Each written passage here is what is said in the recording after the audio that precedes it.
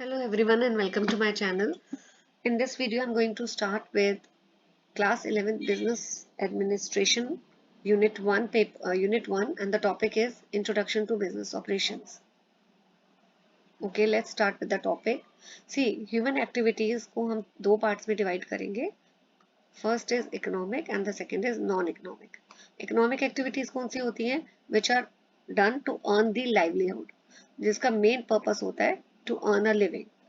Right?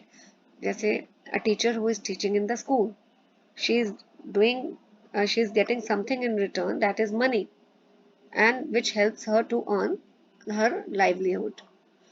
So economic activities को हम further divide करते हैं business में, profession, employment and services, जो मैं अभी आगे chapters को जब आगे बढ़ेगा तो मैं इसको explain करूंगी.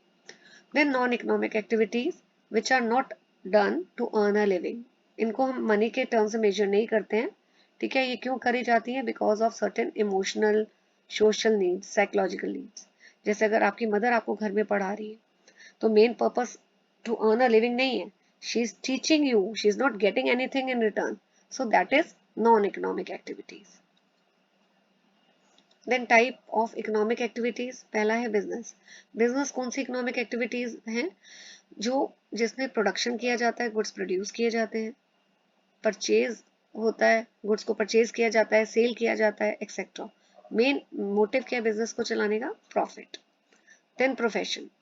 प्रोफेशन में profession is also economic activity जहाँ पे what is required? Knowledge and skill. ठीक है, ये doctors, lawyers, they are called as professionals.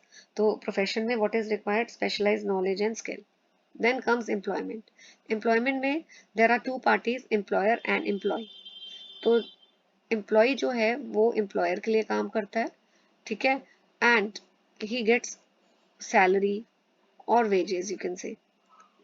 So employment में contract होता है जहाँ पे एक employee जो है वो employer के लिए काम करता है. Then comes business definition, ये आप read कर लीजिएगा. करेक्टरिस्टिक्स क्या है बिजनेस के? मैंने आपको बताया इकोनॉमिक एक्टिविटी है क्योंकि मेन पर्पस है to earn the living, to earn money. Sale, goods यहाँ पे सेल और एक्सचेंज किए जाते हैं, ठीक है, फॉर मनी. डीलिंग्स रेगुलर होती है बिजनेस में, जो भी ट्रांजेक्शन्स होती हैं वो रेगुलर होती है. वन टाइम ट्रांजेक्शन को हम बिजनेस नहीं बोलते. जैसे अगर आपके घर में ओल्ड एसी आप उसको सेल कर रहे हैं और बदले में you are buying new one, तो ये बिजनेस एक्टिविटी नहीं हुई, क्योंकि आप रोज तो एसी नहीं बेचेंगे, खरीदेंगे. वन टाइम एक्टिविटी है. तो बिजनेस में जो भी ट्रांजेक्शन्स होती हैं वो रेगुलर बेसिस में होती है. फिर गुड्स यहाँ या प्रोड्यूस किए जाते हैं या परचेज किए जाते हैं. मेन मोटिव क्या होता है बिजनेस में? प्रॉफिट अर्न करना और कस्टमर की सेटिस्फैक्शन. कस्टमर जो है, customer is consider as the king. तो अगर वो सेटिस्फाइड नहीं है तो he will not come again. So therefore the important feature of business is to keep the customer satisfied. Returns are uncertain. जितना भी प्रॉफिट है वो मोटिव तो है बिजनेस एक्टिविटी का, लेकिन वो 100% प्रॉफिट आपको मिलेगा ही या नहीं मिलेगा ही मिलेगा वो सर्टेन नहीं.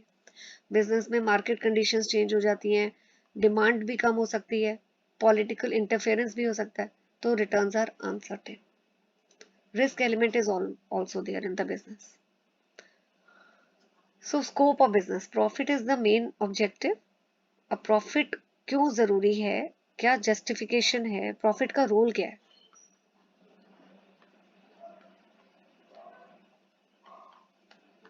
प्रॉफिट क्यों जरूरी है? सर्वाइवल के लिए. लॉन्ग टर्म बिजनेस तभी सर्वाइव कर पाएगा अगर प्रॉफिट्स होंगे. फिर प्रॉफिट्स अगर होते हैं तो उनको हम री इन्वेस्ट कर देते हैं ताकि बिजनेस ग्रो करे, एक्सपैंड करे. प्रॉफिट इज ऑल्सो रिक्वायर्ड क्योंकि अगर आप रिस्क ले रहे हो तो बदले में आपको प्रॉफिट जो है वो मोटिवेशन, एक रिवॉर्ड का काम करता है. एंड अगर कोई इन्वेस्टर आपके बिजनेस में पैसा लगाना चाह रहा है, इन्वेस्ट करना चाह रहा है, तो वो क्या देखेगा कि बिजनेस प्रॉफिट अर्न कर रहा है या नहीं. तो profit is a measurement of efficiency. Profit से हम देख सकते हैं, जज कर सकते हैं कि बिजनेस की परफॉर्मेंस कैसी है. और प्रॉफिट जो है, अगर कोई बिजनेस प्रॉफिट अर्न कर रहा है तो उससे बिजनेस की रेपुटेशन, गुडविल इंक्रीज होती है. Now types of business operation, types में हम 3 पार्ट्स में कैटेगराइज करेंगे, on the basis of scale of operation, on the basis of ownership, on the basis of nature of activities. So on the basis of scale of operations, पहला है small scale business. Small scale business in case of manufacturing sector, ये गलत लिखा हुआ है, it is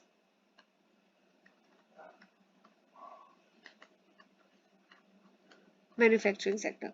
तो manufacturing sector में अगर इन्वेस्टमेंट जो है फिक्स एसेट्स में, प्लांट मशीनरी में, it should be more than 25 lakhs but should not exceed 5 crore. तो ये लिमिट है कि अगर कोई भी बिजनेस को स्मॉल स्केल बिजनेस तब बोलेंगे मैन्युफैक्चरिंग सेक्टर के केस में अगर इन्वेस्टमेंट जो है it should be more then 25 lakhs but it should not exceed 5 crore. और ट्रेड सर्विस सेक्टर के केस में जो इन्वेस्टमेंट है should be more then 10 lakhs and it should B लेकिन लेस देन 2 करोड़. इसी तरह मीडियम स्केल ऑर्गेनाइजेशन में अगर हम मैन्युफैक्चरिंग सेक्टर की बात कर रहे हैं ये वाला, तो investment should be more in fix assets, plant machinery कितनी होनी चाहिए, इन्वेस्टमेंट जो है वो 5 करोड़ से ज्यादा होनी चाहिए but it should not exceed 10 crore. और सर्विस सेक्टर के केस में medium scale organization is one where the investment in plant machinery fix asset it should be more than 2 crore but maximum limit कितनी है 5 करोड़. तो आप इसको ऐसे कर सकते हैं, इजी रहेगा कि मिनिमम लिमिट इज 25 जैसे इधर 25, मैक्सिमम लिमिट इज 5 करोड़. तो ये आपको लर्न करना है. मीडियम में कितनी है, मैन्युफैक्चरिंग सेक्टर के केस में minimum limit is your 5 crore, maximum is 10 crore. और सर्विस सेक्टर के केस में minimum is 2, maximum is 5. Now comes large scale organization. यहाँ पे ये देखिए फिक्स एसेट्स में जो इन्वेस्टमेंट है it is more than 10 crore, more than 10 crore, right. So that is what you have to remember. Now on the basis of ownership, first is sole proprietorship. Sole proprietorship का मतलब होता है वो business which is managed by one individual. एक इंसान ही पूरे business को run कर रहा है. सोल का मतलब होता है only, right? प्रोप्राइटर का मतलब होता है owner. So one business, one person is running the business. He bears सारा रिस्क वही लेता है, रिटर्न्स उसी को मिलते हैं, प्रॉफिट उसी को मिलते हैं, कैपिटल भी वो इन्वेस्ट करता है. सो सारी डिसीजंस भी वही लेता है बिजनेस से related. So that is called as sole proprietorship. लेकिन पार्टनरशिप में बेटा क्या होता है, यहाँ पे 2 या 2 से ज्यादा लोग होते हैं जो मिलके बिजनेस को रन करते हैं, प्रॉफिट भी शेयर करते हैं, इन्वेस्ट भी दोनों कुछ पर्टिकुलर जो भी कैपिटल वो इन्वेस्ट करते हैं वो एक पर्टिकुलर रेशियो में एग्री करते हैं कि I will invest this much and other partner will invest this much. तो जो मिलके लोग काम करते हैं उनको हम क्या बोलते हैं, पार्टनर्स, राइट. मिनिमम पार्टनर्स कितने होने चाहिए, 2 और maximum 20 in case of ordinary business. लेकिन अगर बैंकिंग बिजनेस है तो maximum partners are 10. Now HUF, Hindu undivided family business. इसको हम जॉइंट हिंदू फैमिली बिजनेस भी बोलते हैं. जो ये बिजनेस है it is governed by the provisions of Hindu succession act 1956. तो जो हिंदू सक्सेशन एक्ट है 1956 उसके सारे प्रोविजंस इस बिजनेस में एप्लीकेबल होते हैं. यहाँ पे बिजनेस कौन रन करता है, it is run by all the members of Hindu undivided family. तो यहाँ पे जो हेड ऑफ द फैमिली है जिसको हम कर्ता बोलते हैं, हेड ऑफ द फैमिली को क्या बोला जाता है, karta. He is the one person who basically take all the decisions. जो बिजनेस मैनेज कौन करता है, कर्ता करता है, राइट. सो अब तो लॉ चेंज हो गया है. इवन जो वुमेन है they have the equal right in inheritance of ancestral property. पहले सिर्फ मेल मेंबर्स का ही था कि मेल मेंबर्स जो हैं उन्हीं का राइट होता है एंसेस्ट्रल प्रॉपर्टी में. लेकिन now the rule has changed and womens का भी इक्वल राइट है एंसेस्ट्रल प्रॉपर्टी में. कोऑपरेटिव सोसाइटीज कौन सी होती हैं, ये वॉलेंट्री एसोसिएशन होती है जिसमें जो लोग हैं अपनी मर्जी से दे ज्वाइन सच सोसाइटी ताकि वो एक दूसरे की म्यूचुअली हेल्प करें राइट। और इस सोसाइटी का जो रजिस्ट्रेशन है वो कंपलसरी है अंडर कोऑपरेटिव सोसाइटी एक्ट 1912। बहुत तरह की सोसाइटीज होती है बेटा। हाउसिंग कोऑपरेटिव सोसाइटी जो अपने मेंबर्स को फंड्स देती है at very low rate of interest. फिर consumer cooperative society, credit cooperative, बहुत सारी सोसाइटीज होती हैं। और यहाँ पे फंड्स कैसे रेज किए जाते हैं, कैपिटल कैसे रेज की जाती है, जो मेंबर्स हैं they contribute. So the capital is raise from members through issue of shares. इनका मेन पर्पस होता है सर्विस प्रोवाइड करना, प्रॉफिट अर्न करना नहीं होता। देन जॉइंट स्टॉक कंपनी, ये लार्ज स्केल ऑर्गेनाइजेशन होती है। एंड कंपनी कौन है, artificial person created by law having a separate entity with perpetual succession and common seal. तो इसमें बहुत सारी चीजें हैं। अब जॉइंट स्टॉक कंपनी एक आर्टिफिशियल पर्सन है, कोई नेचुरल पर्सन तो है नहीं, एक कंपनी है, लॉ ने क्रिएट किया है और इसकी सेपरेट एंटिटी होती है from the members, right. Perpetual succession का मतलब है जो कंपनी है, मेंबर्स जो हैं they can come they can go, but the company goes for a for ever, right. और कंपनी की कॉमन सील होती है। So minimum number of members कौन होते हैं प्राइवेट कंपनी में, प्राइवेट कंपनी है तो minimum is 2 and maximum is 50। Public company है तो मिनिमम इज 7 एंड मैक्सिमम की कोई लिमिट नहीं है, right. On the basis of nature of activities, ये थर्ड क्लासिफिकेशन थी। इसमें पहला है इंडस्ट्रीज, जो बहुत तरह की इंडस्ट्रीज होती हैं। एक्सट्रैक्शन के काम में एक्टिविटीज कौन कौन सी होती है, एक्सट्रैक्शन, प्रोडक्शन, प्रोसेसिंग एक्सेट्रा। तो ये देखिए electronic industry, steel industry example है। तो इंडस्ट्री, ये जो मैंने अभी आपको हेडिंग्स पढ़ी थी कि जो एक्टिविटीज कौन सी होती हैं, एक्सट्रैक्शन, प्रोडक्शन, प्रोसेसिंग, इन्हीं के बेसिस में there are various type of industries. पहली है एक्सट्रैक्टिव, जिनका मेन काम होता है कि नेचुरल सोर्सेज को एक्सट्रैक्ट करना। नेचुरल जितने भी प्रोडक्ट्स हैं from natural sources like earth से रिसोर्सेज, प्रोडक्ट्स को एक्सट्रैक्ट करना, ठीक है। फार्मिंग, माइनिंग, फिशिंग, ये सारी एक्सट्रैक्टिव इंडस्ट्रीज है। तो ये नेचुरल सोर्सेज में से प्रोडक्ट्स को एक्सट्रैक्ट करती है। जेनेटिक कौन सी होती है then, which are engaged in breeding of plant and animals. Plants and animals को breed करती हैं, ठीक है, ताकि further they can for their use in further reproduction. जैसे plants nurseries में, then poultry farmings, ये सारे जेनेटिक इंडस्ट्रीज हैं। यहाँ पे प्लांट्स को, एनिमल्स को रखा जाता है ताकि उनको यूज करके they can be further use for reproduction. Then manufacturing industries होती हैं जहाँ पे रॉ मटेरियल को कन्वर्ट किया जाता है, सेमी फिनिश प्रोडक्ट्स को कन्वर्ट किया जाता है फिनिश प्रोडक्ट्स में, राइट। जैसे आपके oil, cars etcetera, television, paint. Then है कंस्ट्रक्शन इंडस्ट्री, जिसमें कंस्ट्रक्शंस होती है बिल्डिंग्स की, डैम्स की, रोड्स की etcetera. Now comes very important topic, commerce. Commerce का मतलब क्या है, वो सारी एक्टिविटीज जिसकी वजह से goods and services are transferred from producer to consumer. Goods पहुंचते हैं प्रोड्यूसर से कंज्यूमर तक, लेकिन इनके पहुंचाने के लिए जितनी भी एक्टिविटीज इन्वॉल्व होती हैं उसको हम बोलते हैं कॉमर्स। कॉमर्स में दो तरह की, कॉमर्स को हम फर्दर डिवाइड करते हैं दो कैटेगरीज में। First is trade and second is auxiliary to trade. Trade क्या है, buying which is concern with sale, transfer, exchange of goods and services. Trade में क्या होता है, goods and services are bought and sold. अब trade भी three types की है बेटा, सॉरी टू टाइप्स की हैं। ये देखिए, internal trade and external. Internal का मतलब क्या है, जब with in same country, like अगर इंडिया में ही हम गुड्स को खरीद रहे हैं, बेच रहे हैं, उसको हम बोलते हैं internal trade, with in the buying and selling with in the boundaries of the country. तो यहाँ पे again it is further divided into wholesale trade and retail. Wholesale trade में क्या होता है कि गुड्स सेल किए जाते हैं लार्ज क्वांटिटीज में, ठीक है। मैन्युफैक्चरर से पहले खरीदते हैं बल्क में एंड देन उसको फर्दर सेल किया जाता है रिटेलर्स को। तो goods are bought and sold in large quantity, right. Retail trade में यहाँ पे गुड्स को खरीदा जाता है स्मॉल क्वांटिटीज में, स्मॉल क्वांटिटीज में। तो this is the difference.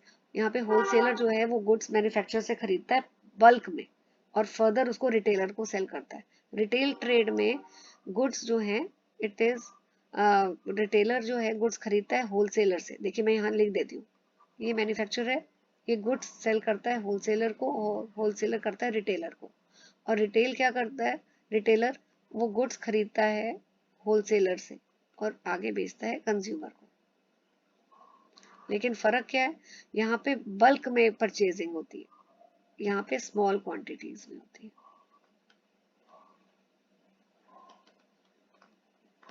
Now external trade जहाँ पे गुड्स एक्सचेंज किए जाते हैं, सर्विसेज एक्सचेंज की जाती है, but between two different countries, not within the same country. जैसे अगर India is selling to America, that is external trade. So इसको फर्दर हम क्लासीफाई करते हैं 3 में। इम्पोर्ट, इम्पोर्ट क्या है, जहाँ पे हम गुड्स खरीद रहे हैं फॉरेन कंट्री से। जैसे अगर LED lights are purchase from China, अगर हम इंडिया जो है चाइना से लाइट्स खरीद रहा है तो क्या कर रहा है, इम्पोर्ट कर रहा है। एक्सपोर्ट क्या है, अगर इंडिया आगे दूसरी कंट्री को सामान बेच रहा है तो हम उसको बोलते हैं export. We are selling, when we are selling to the foreign country तो हम बोलते हैं एक्सपोर्ट। और जब हम परचेज करते हैं फॉरेन कंट्री से तो हम बोलते हैं import. Now what is entry port, यहाँ पे हम पहले इम्पोर्ट करते हैं और फिर हमारे देश में वो सामान आ गया, अब हम उसको एक्सपोर्ट करेंगे दूसरी कंट्री को। जैसे मैं यहाँ लिख देती हूँ, इंडिया ने पहले चाइना से सपोज खरीदा तो ये इंपोर्ट किया पहले और फिर आगे सपोज अमेरिका को एक्सपोर्ट कर दिया, तो that is entry port. Now auxiliaries to trade. First, auxiliary का मतलब होता है वो सारी एक्टिविटी सर्विसेज जो जिसकी वजह से गुड्स एंड सर्विसेज एक्सचेंज करने में हेल्प मिलती है। तो पहला, ट्रांसपोर्टेशन के बिना आपको पता है कि it is very difficult to move goods from one place to another. Second is warehousing, warehousing का मतलब है गुड्स को स्टोर किया जाता है, ठीक है, ताकि अगर अभी कोई डिमांड नहीं आ रही तो उनको गोडाउन्स में स्टोर किया जाता है। अगर हम स्टोर नहीं करेंगे तो because of rain heat goods खराब हो जाएंगे। इंश्योरेंस, गुड्स को अगर ट्रांसपोर्टेशन में कोई डैमेज हो जाता है या स्टोरेज के टाइम में कोई डैमेज हो जाता है तो उस डैमेज और रिस्क से प्रोटेक्ट करने के लिए हम गुड्स की इंश्योरेंस करवाते हैं। देन बैंकिंग, बैंकिंग क्या है, प्रोडक्शन के लिए आपको पैसा चाहिए, गुड्स को खरीदने के लिए जो है वो भी यू नीड मनी कैपिटल। तो ये पैसा कहाँ से आता है, bank gives credit facility to the producers. Advertising, advertising बहुत जरूरी है, गुड्स तो बन गए लेकिन गुड्स की अवेयरनेस क्रिएट करने के लिए एडवर्टाइजमेंट की जरूरत है। So that is why these all activities services are auxiliaries to trade. Auxiliary का मतलब जो वो सर्विसेज जिससे गुड्स को सेल करने में हेल्प होती है। Then management of business operations. Okay, business को मैनेज करने के लिए बहुत सारे स्ट्रैटेजीज की जरूरत है बेटा। ऑपरेशंस का मतलब क्या होता है, प्रोसेस, वो सारे प्रोसेस जिससे गुड्स प्रोड्यूस किए जाते हैं, ठीक है। But these activities are very important in management of business operation. Planning की बहुत जरूरत है, ठीक है। प्लानिंग अगर ना हो तो जितने भी आपकी बिजनेस एक्टिविटीज है it will not give you good result. So planning is very important. और ये प्लानिंग प्रोसेस में कौन लोग इन्वॉल्व होते हैं, top management, right. Financing decision, ये भी बहुत इंपॉर्टेंट है। फाइनेंस को हम बोलते हैं life blood of business. Without finance, without money, business can not run. So business को फंड्स रेज करने पड़ते हैं एट रीजनेबल कॉस्ट ताकि वो अपना काम स्मूथली कर सके। तो this is also to manage the business operate. ये सारी एक्टिविटीज जो है बिजनेस को मैनेज करने के लिए बहुत इंपॉर्टेंट है। प्लानिंग करना, फाइनेंसिंग डिसीजन, फाइनेंस अरेंज करना, रिसर्च करना कि कस्टमर्स को क्या चाहिए, क्या डिमांड है प्रोडक्ट की, क्या फैशन चेंज हो रहा है, क्या टेक्नोलॉजी में चेंजेस हो रहे हैं, क्या नीड्स हैं कस्टमर्स की, राइट। तो this is required. Logistic decisions, logistic का मतलब होता है movement of material from source of supply to place of procedure and movement of finish product from factory to consumer. Logistic का मतलब होता है मूवमेंट, ठीक है, रॉ मटेरियल की मूवमेंट, उस प्लेस तक, जैसे पहले रॉ मटेरियल है उसको लाना to the place of production ताकि गुड्स प्रोड्यूस हो सके। फिर फ्रॉम प्लेस, अब गुड्स बन गए हैं, गुड्स यहाँ पे बन गए, अब उसको मूव कराना है कहाँ तक, मार्केट तक जहाँ पे कस्टमर्स हैं। तो ये किस तरह गुड्स मूव होंगे, ये सारी डिसीजंस भी इंपॉर्टेंट है to manage the business operations. So यहाँ पे लॉजिस्टिक डिसीजंस कौन सी होती हैं, ट्रांसपोर्टेशन, वेयर हाउसिंग, ये सारी लॉजिस्टिक है। टेक्नोलॉजिकल डिसीजंस इंपॉर्टेंट है कि आजकल टेक्नोलॉजी से बहुत सारे फंक्शंस होते हैं perform with less time. So information technology has really changed the way businesses run. Information technology से you can collect the information very quickly. Internal process review करना ये भी बहुत important है, right? See ये देखिए, इंटरनल प्रोसेस, पॉलिसीज, प्रोसीजर, अगर business review करेगा कि हमारा बिजनेस इंटरनली कैसे, किसी चीज में कोई कमी तो नहीं है, कितने इम्प्रूवमेंट चाहिए, तो that is has to be reviewed from time to time. Customer के साथ रिलेशनशिप मेंटेन करना, that is also important because customer consumer is the king. अगर आप कस्टमर को सेटिस्फाई नहीं करोगे, उनको रिलेशनशिप नहीं मेंटेन करोगे, तो they can switch over to the competitors. Employ enrichment, ultimately employees जो हैं they are connected with the customer. So employees को जो है उनके पोटेंशियल को पूरा यूज करना, उनको अपॉर्चुनिटीज देना ताकि वो अपना भी ग्रोथ और डेवलपमेंट कर सके, right. Competent dedicated team employees की बनाना ये भी बहुत ज़रूरी है, क्योंकि अगर एम्प्लॉयज अच्छे होंगे तो ही वो अच्छा काम करेंगे। तो ऑर्गेनाइजेशन का काम है कि स्ट्रेटेजीज बनाना ताकि वो अच्छे लोगों को अट्रैक्ट कर सके अपने बिजनेस को ज्वाइन करने के लिए। इनोवेशन करना टाइम टू टाइम, ठीक है, ये बहुत इंपॉर्टेंट है। इनोवेशन का मतलब डूइंग द न्यू थिंग्स और doing things that are already been done in new ways. तो प्रोडक्ट में चेंजेस लाना, मॉडिफिकेशन लाना, नया प्रोडक्ट बनाना, क्रिएटिविटी, ये बहुत इंपॉर्टेंट है। अगर आप सेम प्रोडक्ट कस्टमर को दोगे बिना चेंजेस किए तो कस्टमर विल गेट बोर्ड। तो in order to hook attract the customer, it is very much required कि आप इनोवेशन करते रहिए। So this is all about this unit. In the next video, I am going to make and discuss chapter number 2, that is unit 2. Till then, stay tuned to my channel. Thank you for watching.